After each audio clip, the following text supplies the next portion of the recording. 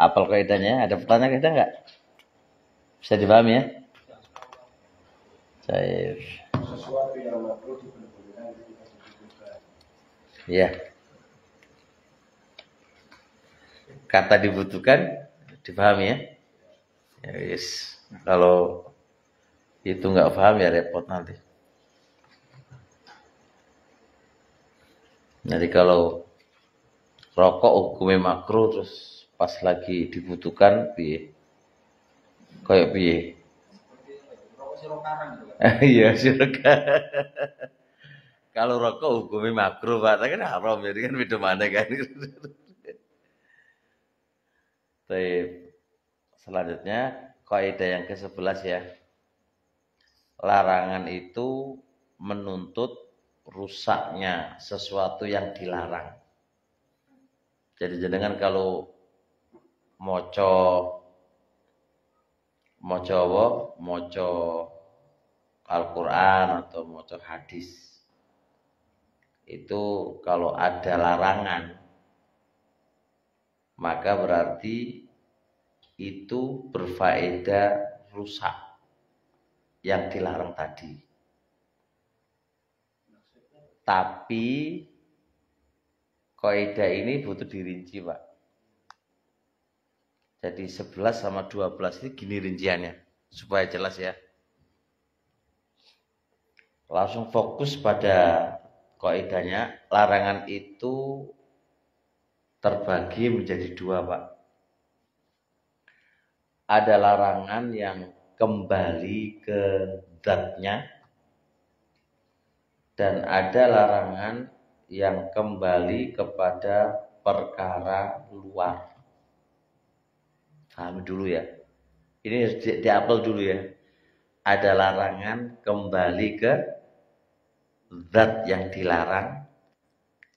Ada larangan yang kembali kepada perkara luar. Kata ini diapel dulu. Yes, hafal gurung. Larangan terbagi menjadi dua.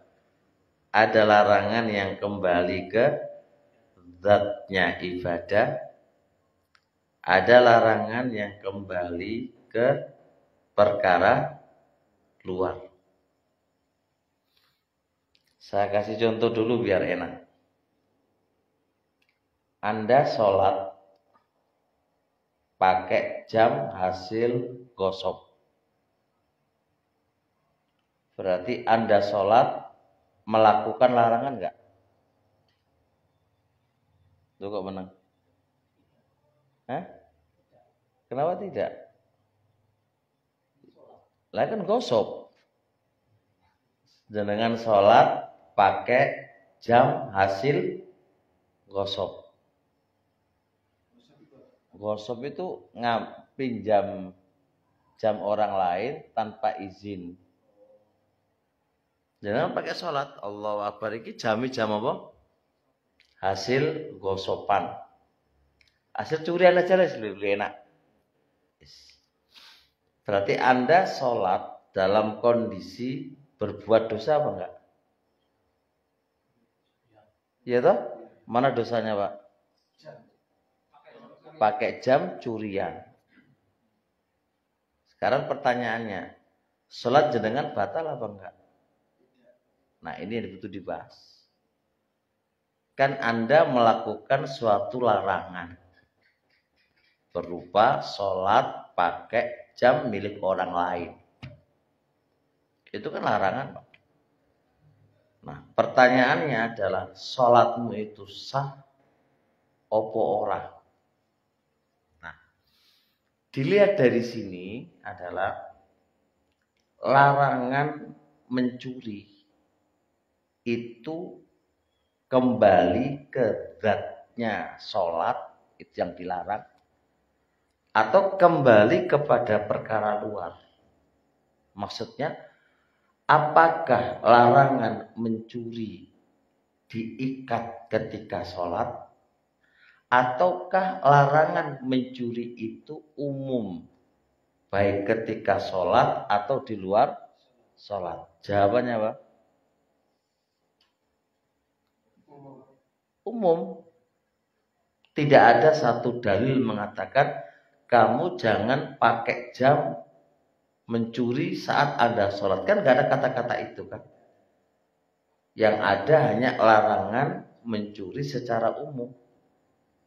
Berarti ini larangan kepada perkara luar, bersifat umum.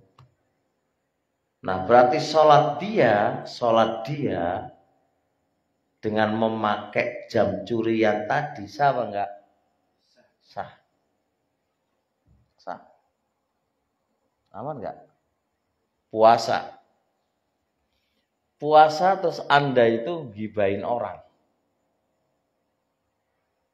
Ngerasani orang. Pertanyaannya, saat Anda puasa terus ngerasani orang,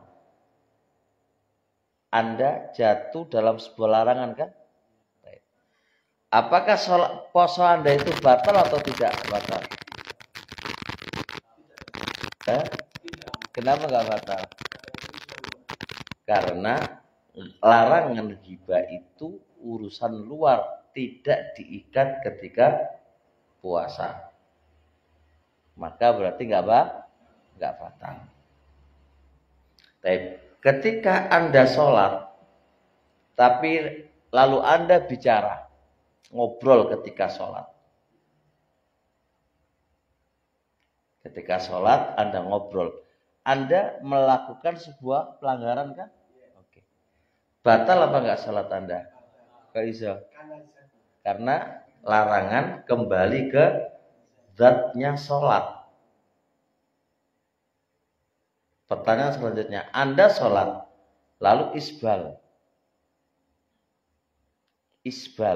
melembrekan kain kamu di bawah mata kaki, batal nggak sholatmu? Kok bisa tidak? Isbal perkara luar, tidak diikat hanya ketika sholat. Larangan isbal dilarang ketika sholat dan juga di luar sholat. Berarti sholat kamu sah walaupun kamu itu isbal. Betul nggak? Anda sekarang lagi hari raya. Nah, Rasulullah Shallallahu Alaihi Wasallam as-sauma yaumal id. Lihat itu, Rasul melarang puasa di hari raya. Berarti kan zat puasa dilarang di hari raya. Lalu ente puasa di hari raya, batal nggak? Gak batal, karena kembali ke zatnya. Mudeng ya. Jadi seluruh larangannya Allah dan larangannya Rasulullah Sallallahu Alaihi Wasallam itu batal atau tidak batal tergantung larangan itu kembali kemana. Mudeng. Ketiga, ada larangan kembali ke syarat. Kembali ke syarat. Maka kalau kembali ke syarat itu berarti batal. Dan ini lebih gampang. Kok bisa lebih gampang? Manakala Anda sudah mengetahui ibadah ini ada syarat-syaratnya, lalu Anda langgar, berarti larangan kembali ke syarat. Berarti kan batal. Contoh, Anda sholat tidak berwudu, Anda melakukan pelanggaran enggak? Wong sholat kok tidak berwudu, batal apa enggak? Batal. Karena batal wudu syaratin sholat. Kan enak. Jadi Anda sholat misalnya contoh, terus membuka aurat Anda, sholat dalam keadaan terbuka auratmu. Maka Anda lihat, cek, oh ternyata menutupi aurat itu adalah syaratnya sholat. Nah ternyata Anda sholat kok terbuka auratnya, batal apa enggak? Batal. Larangan kembali kemana? Ke syarat. Jadi larangan itu berarti ada di 3. Ada larangan kembali ke zatnya ibadah, dan ini berfaedah batal. Ada larangan kembali ke syarat, ini juga berfaedah batal. Yang ketiga apa? Larangan kembali ke perkara luar, dia tidak ikut di zat dan tidak ikut di syarat, maka berarti apa? Tidak batal. Paham? Anda puasa, tapi puasa itu sengaja makan dan minum, batal apa ora posomu itu?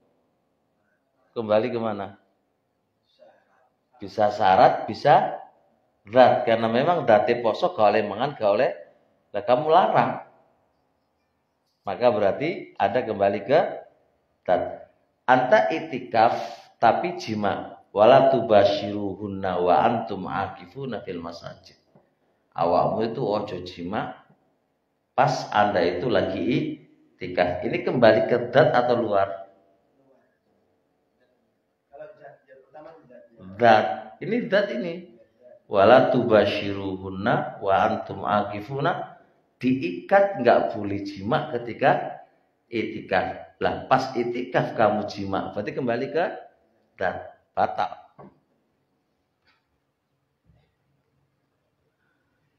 Nah, memang harus belajar kan.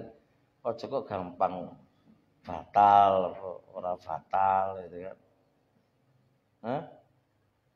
Wes, udah ngapa itu? Ada pertanyaan enggak? Saya bab muamal ya.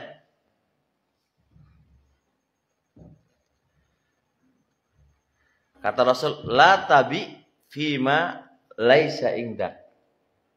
Kamu jangan transaksi apa-apa yang kamu tidak miliki. Kamu jangan apa? Menjual atau membeli dengan barang yang tidak kamu miliki. Kamu beli sesuatu, tapi pakai duit wong. Kamu nggak punya duit wong kamu ambil. Terus kamu pakai beli mobil. Batal apa enggak? Saya tanya ini, Anda melakukan pelanggaran enggak itu? Pelanggaran kan? Larangan syariat kamu. Duit wong kamu pakai apa? Nah, pertanyaan batal apa enggak?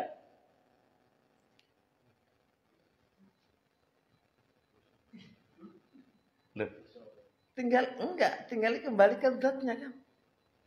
Kembali ke zat loh itu. Kan kata Rasul, kamu jangan transaksi dengan apa-apa yang tidak kamu punyai. Loh kan larang ke zat. Rasul bilang sudah langsung kan, kamu jangan transaksi dengan barang yang tidak kamu miliki. Berarti kan kembali ke zat.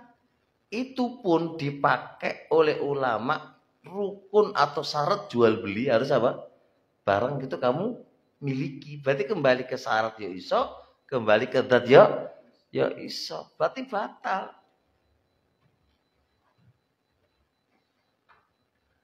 Nah, sama dodolan online. Orang duwe barang. Mek comot teko produknya wong-wong niku terus sampean pajang di Shopee Plus atau di mana itu. Terus ada orang yang beli, tertarik dengan apa? Pajangan kamu tadi. Terus Anda sudah mengadakan transaksi itu, Pak. Ketika udah masuk duit rekening antum, baru antum duit tadi kamu belanjakan ke orang lain, baru kamu kirim. Ini batal apa transaksi ini? Batal. Karena larangan kembali ke zat. Nah, dong apa rai? Sekarang Anda transaksi nih, dodolan iwak. Iwake sebelum datang ke tengkulak, iwake sampean kai banyu. Biar berat. Iya ta? Kan ono biasanya ora? Lah ya kan ngutaro lah ngono kan. Ono nek blimbing akeh iku. Cumi-cumi karo udang. Lah yo dikai es dan yang lainnya. pertanyaannya di situ, batal nggak transaksi kayak ngono?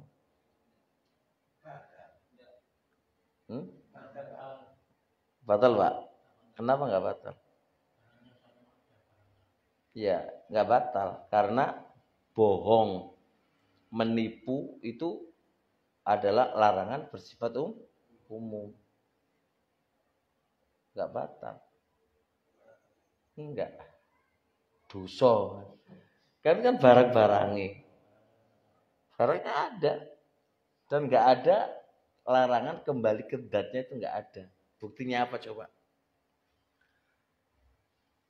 Rasul alaihi salatu wasallam itu melarang jual beli musirat, tasriyah istilah fikihnya. Itu adalah kambing lupa kambing. Kambing ini adalah kambing perahan yang diambil susunya. 1 minggu setelah mau dijual itu tidak diperah, justru ditali. Ditali Pak, apa jenengan ini? Pentilingmu ditali. Berarti kan sejak seminggu terus pentile ditali kan ketok apa?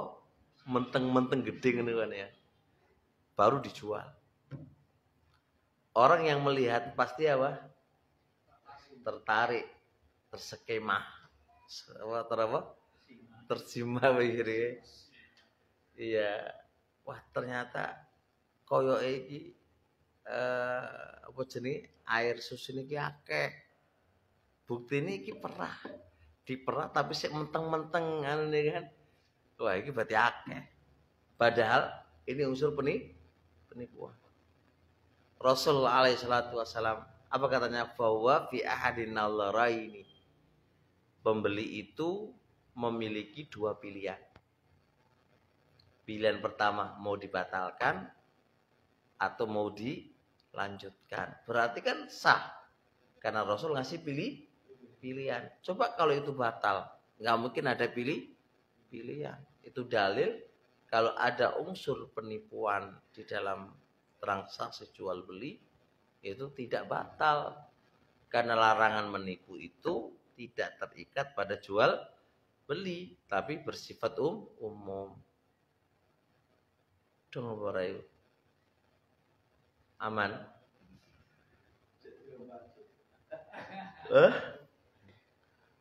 Ayo, kenapa belum paham? Dipikir dulu. Mana yang belum paham? Paham kaidah 2 ini udah bagus, Pak. Ya iya. Jadi seperti kalau kasus cumi itu, ketika bakul atau temula itu ambil dari nelayan itu harga 25. Tapi nanti masuk kepada agen nelayan itu bisa berkurang harganya. Makanya itu disiasati dengan GS agak lama gitu. 1 hari bisa mengembang. Itu masalah di situ. Ya. Kenapa dia ngambil dari pihak apa? Nelayan dengan harga 25. Berarti kan dia akadnya beli kan? Iya. Beli apa enggak? Beli oke. Terus dia jual lagi di sana itu biar di pasar itu atau bosnya lagi itu cuma 24. Lah kan bodoh banget dia. Memang seperti itu. Nah, kenapa dia kulaknya 25, dianya 24 kan bodoh. Nggak bisa no. Nah, itu kan jadi penipuan. Di sana tuh tahu seperti itu kasusnya. Nah, ya us, ya macam ini. Mau tahu nggak tahu kan ya? Kenapa kok? Ya karena saya jualnya 25 ya saya ngambil dia ambil. Ya paling resikonya nggak ada yang beli ke dia, nggak ada yang mau jual ke dia gitu ya. Ya risiko no. Jujur kan mengono model. Tapi kan orang akan melihat kejujuran kamu. Memang rezeki jujur itu ya awalnya sedikit tapi berkah. Ya pasti orang itu nggak akan ada yang kulak sama kamu. Menjual ke diri kamu karena kamu nggak mungkin mau 24 atau 25 kan. Pasti di bawahnya kan. Nah siapa yang mau jual kamu di bawahnya? Atau kamu nggak mau jual ke situ, jual yang lain lah. Saya nggak mau sama kamu, saya pulangnya 25 kok. Ini sampaikan aja, saya akan jual ke kamu dengan harga saya buat 24, kita jual ke ente 25, tapi ini bersih, tidak ada apa? Tidak ada es, nggak ada apa, sampaikan. Saya nggak mau menipu Pak. Mau beli, monggo, nggak beli tak jual ke yang lain. Nggak boleh. Makanya kasihan yang kita-kitanya gitu ya. Penipuannya kasihan kita-kitanya. Iya. Iya. Sehingga kita makan cumi-cumi kuwi wis gak enak kabeh. Lah iya bar dimasak apa? Ngimput kecil keluar air banyak kan. Nah itu kan jadi itu penipuan kan. Tapi kalau macam ini Pak, cumi-cumi kan hanya ditaruh saja dengan es, kan harus dijual ke sana kan juga tak pernah ada masih segar. Hancur. Kalau tujuan itu ya nggak apa-apa, tapi itu pasti berpengaruh nggak nanti ke bobot. Lah ya itu ya kandane ya. Iki ya tak es ya pasti kurang ono. Karena itu pasti berbobote. Ya memang begitu. Coba kalau nggak dikasih gitu kenapa memangnya? Oh bosok ya. Kalau tidak es bosok. Oh gitu ya risikonya. Risikonya gitu ya.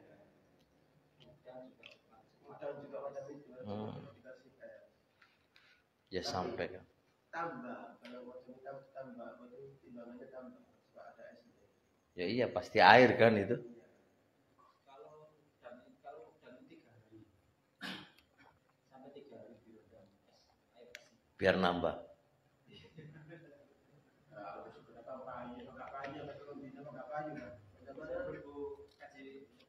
Ya.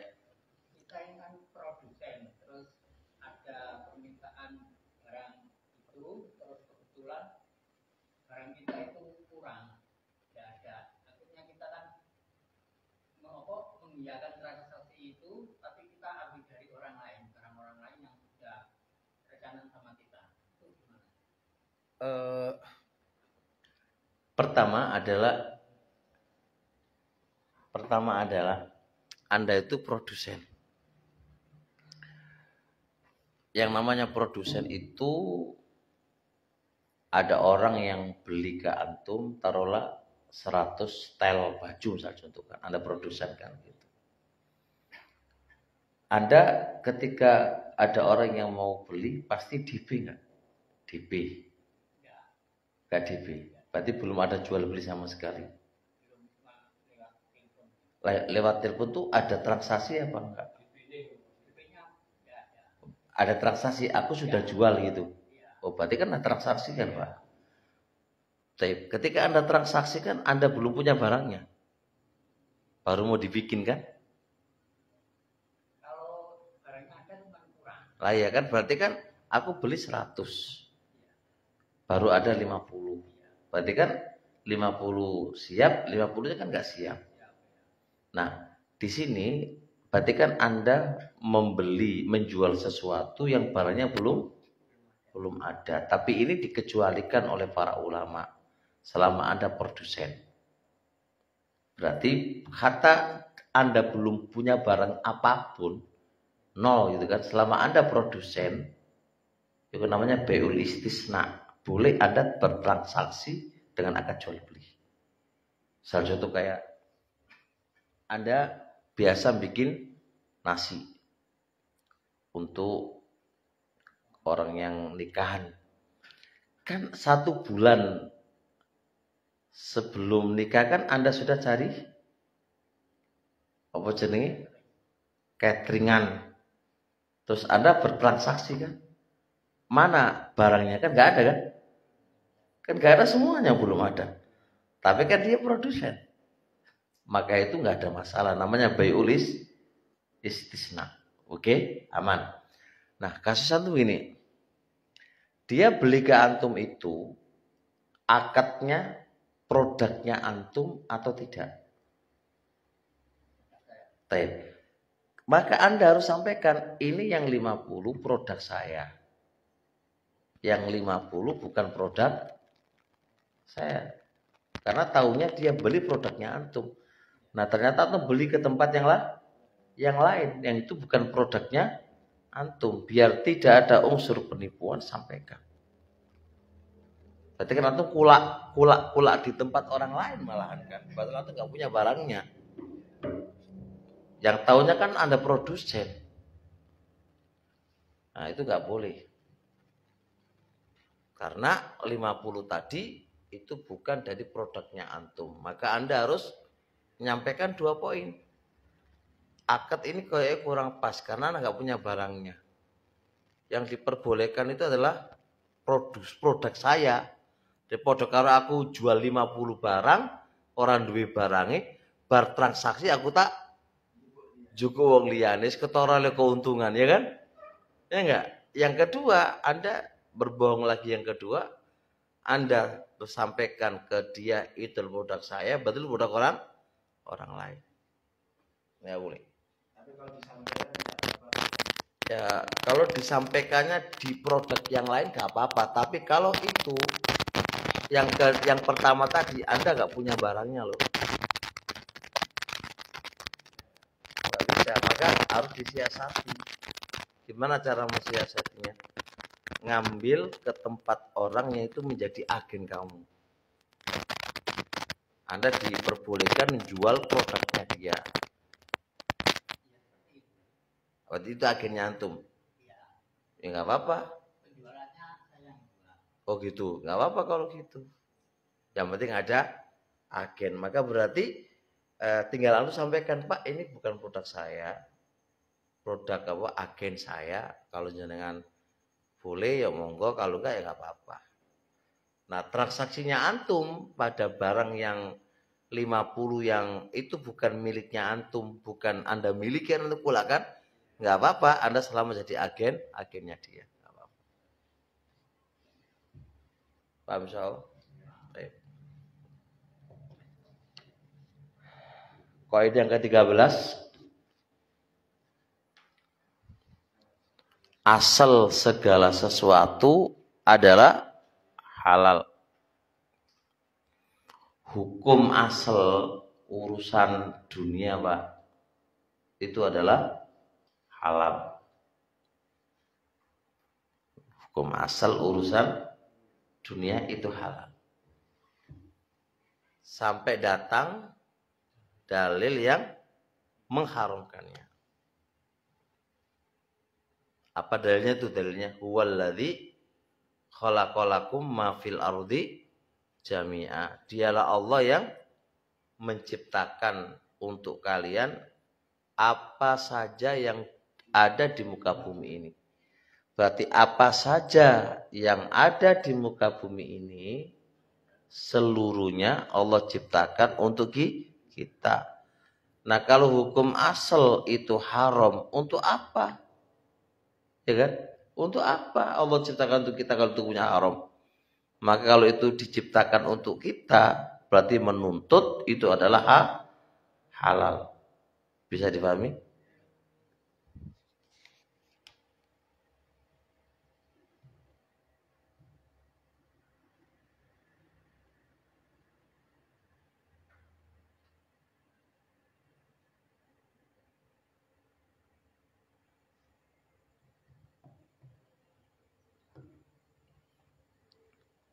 Taib ya, jelas Pak ya? Taib.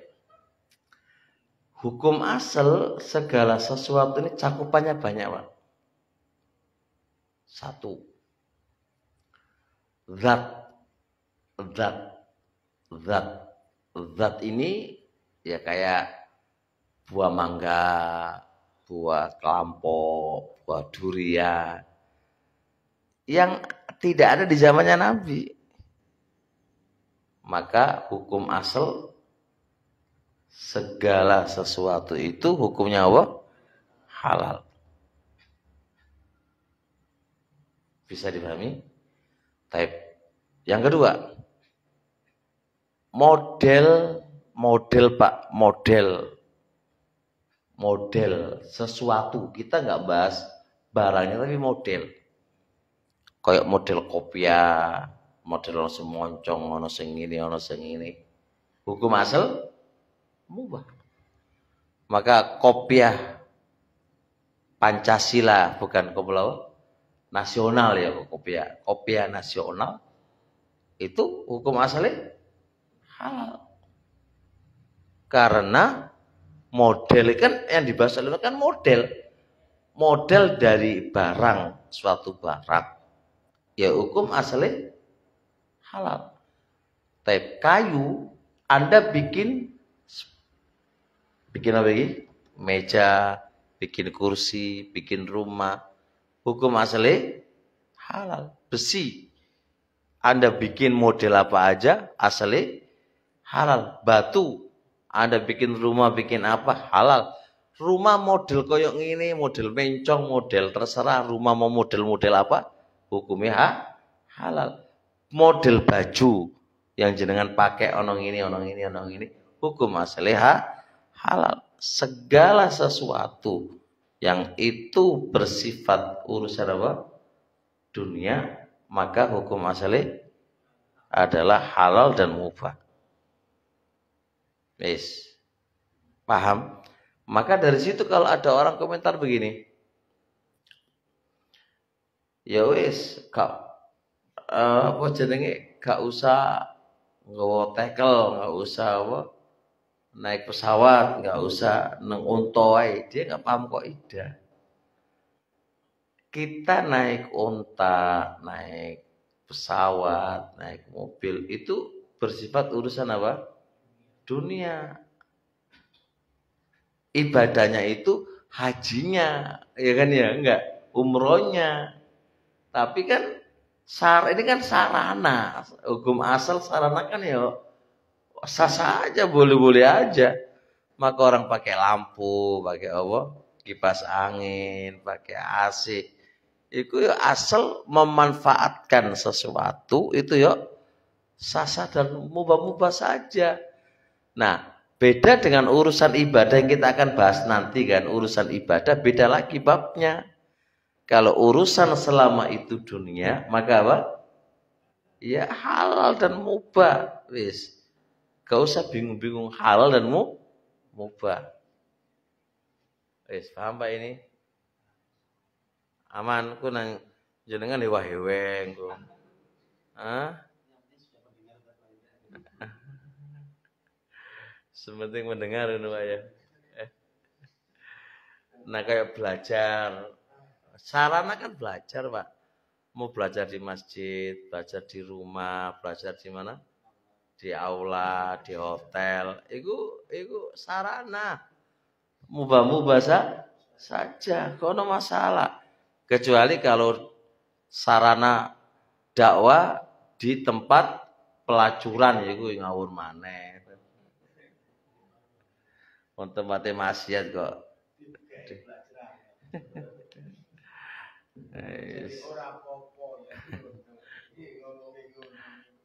Jelas insyaallah ya. Aman Pak? Baik. Terus nah berbeda dengan asal usul urusan ibadah. Kalau ibadah hukum asalnya haram. Jadi orang kalau mengamalkan urusan dunia jangan dituntut mana dalilnya. Wong asale mubah kok nuntut dalil piye? Mana dalilnya? Waktu kamu bikin rumah, sing goblok ku bertanya, Pak. Yang goblok itu yang bertanya. Itu enggak butuh dalil, Bro, karena hukum asal itu mubah. Urusan dunia loh, antum alamu bi umuri dunyakum. Itu kan asal usulnya kan Nabi ketika datang ke kota Madinah terus melihat para sahabat itu mengawinkan kurma putik apa? Laki-laki sama perempuan itu loh, Bang. Serbuk apa? Apa itu serbuk apa ngono ku lah. Paham ya? Kayak salah kan ono perkawinan baru bisa tumbuh berbuah itu. Jari Nabi, sudahlah, enggak usah kamu kawinkan. Engko lah urip-urip apa buah-buah dewe gitu kan. Ternyata mereka setelah ikut Nabi, ya enggak berbuah loh, enggak dikawinkan.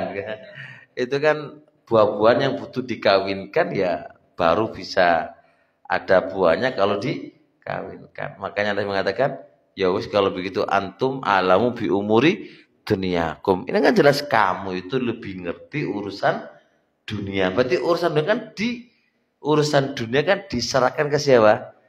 Ke sahabat, bukan ke Nabi. Anda itu urusannya lebih paham.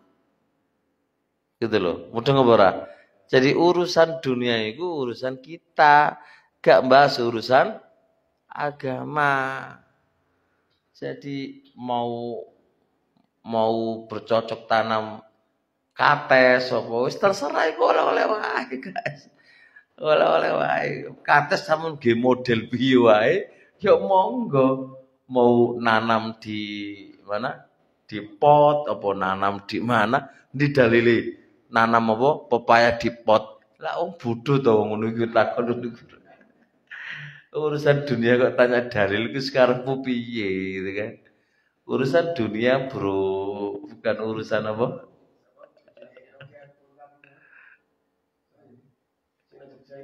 Apa itu?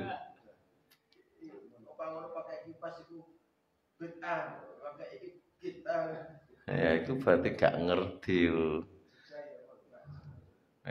Paham ya? Cukup insya Allah. Nggih monggo. Enggak, halal. Kebecot hukum asal. Kebecot kan hukum asal. Hukum asal Pak, segala sesuatu itu kan halal. Bagi yang mengatakan kebecot itu hukumnya haram, ya mana dalilnya? Mereka bilang kebecot itu hidup di dua alam. Gak ada dalil kalau itu dua alam itu dihukumi haram. Beda kalau kodok. Kodok itu dilarang, diharamkan kata mayoritas para ulama karena Rasul melarang untuk membunuhnya. Kalau andai kata itu halal, maka sebagai sarana untuk dibunuh. Karena halal dimakan kan? Halal dimakan, maka akan menjadi sarana untuk membunuh kodok. Sedangkan kodok dilarang Nabi untuk membunuhnya. Aman? Hukumnya haram kalau mangan kodok. Ono man kodok ono no? Oke. Tuban sembuh. Stopo ulo wae dipangan.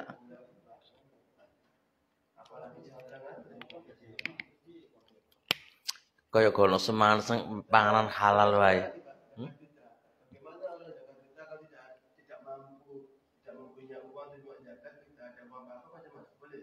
Zakat fitrah itu diwajibkan bagi seseorang yang saat hari itu ada makanan pokoknya dan ada lebihnya.